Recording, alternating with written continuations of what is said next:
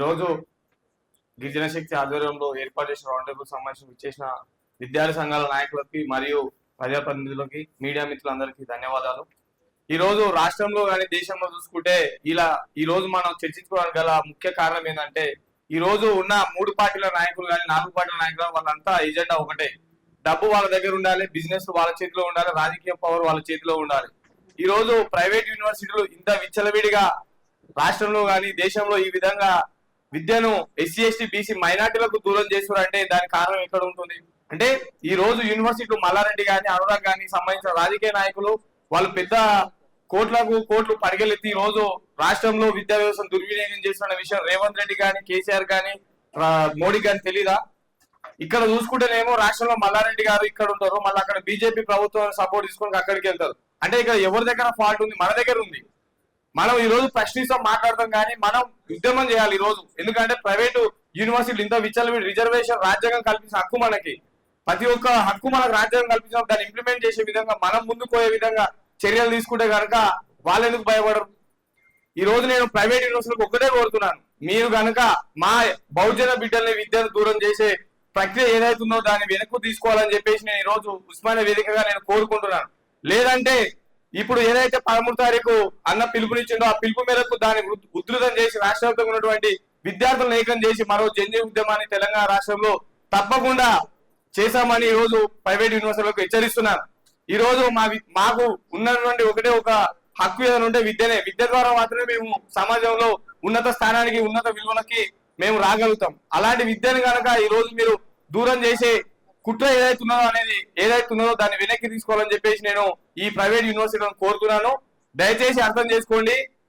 Private యూనివర్సిటీకి సంబంధించినటువంటి ఎవరైతే కబ్జాదారులాగా ఉన్నారో వాళ్ళకి ఒకటే హెచ్చరిస్తున్నాను, ఈ రోజు మాకు విద్యను దూరం చేసే కనుక రేపు రానున్న రోజులలో మీరు ఏదైతే విద్యార్థులకు దూరం చేయాలనుకుంటూ దాన్ని మేము గద్దెదించే విధంగా ఒక ఉద్యమం చేశామని ఈ రోజు నేను కోరుతున్నాను. ఈ రోజు ఒకటే అంటున్నానన్నా, మీరు రాజ్భవన్ కూడా ముట్టడి పెట్టండి. రాజ్భవన్ గవర్నర్ ఉన్నాడు, దేనికి ఉన్నాడు ఈ రోజు గవర్నర్? రాష్ట్రంలో జరుగుతున్నాడు ఇంత కుట్రను పసిగట్టే ఇంటెలిజెన్స్ ఆయన దగ్గర లేదా? రేపు రాను రోజులలో రాజ్భవన్ కూడా ముట్టడి పెట్టానన్నా తప్పకుండా మన అందరం కలిసి పనిచేద్దాం. నేను కోరుకునేది ఒకటే, మన ఏ పార్టీలో ఉన్నా కానీ విద్య అనేది మన బహుజన బిడ్డలో ఉంటారు. రేపు వచ్చే తరాలకి విద్యను అందాలంటే మన అందరం ముక్కుముడిగా ఒకటే యూనిటీ పరంగా కొట్లాడితే మనం అనుకున్న హక్కులో మనం సాధించుకోగలుగుతామని ఈ రోజు ప్రతి ఒక్కరికి నేను తెలియజేస్తున్నాను. థ్యాంక్ యూ సో మచ్ అని అవకాశం ఇచ్చినందుకు. ఇప్పుడు all India OBC organisation national secretary Dinesh గారు రిసెస్ కాలర్ నిమిషం మాట్లాడుతుందా కూర్చోం.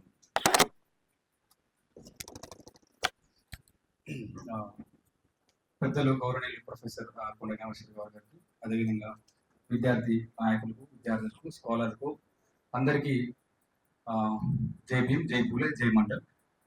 ముఖ్యంగా భారత చరిత్రలో ఒక 3 చాలా రిజర్వేషన్ సంబంధించింది 3 సంఘటనలు చాలా ముఖ్యమైన దృష్టిలో యాజ్ ఎ స్కాలర్గా నేను రీసెర్చ్ చేస్తున్నప్పుడు గమనించింది.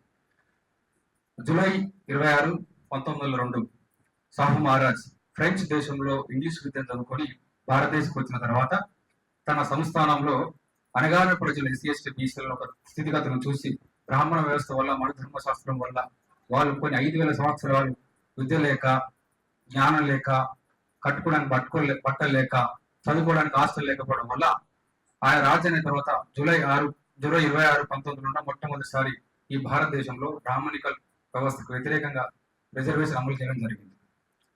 దాని తర్వాత రానున్న స్వతంత్ర భారతదేశంలో మళ్ళీ రాజ్యాంగంలో అణగారిన ప్రజలకు రిజర్వేషన్స్ కావాలని లండన్ రౌండ్ టేబుల్ సమావేశంలో కాన్ఫరెన్స్ లో 1930లో మొట్టమొదటిసారి అంబేద్కర్ మాట్లాడడం జరిగింది.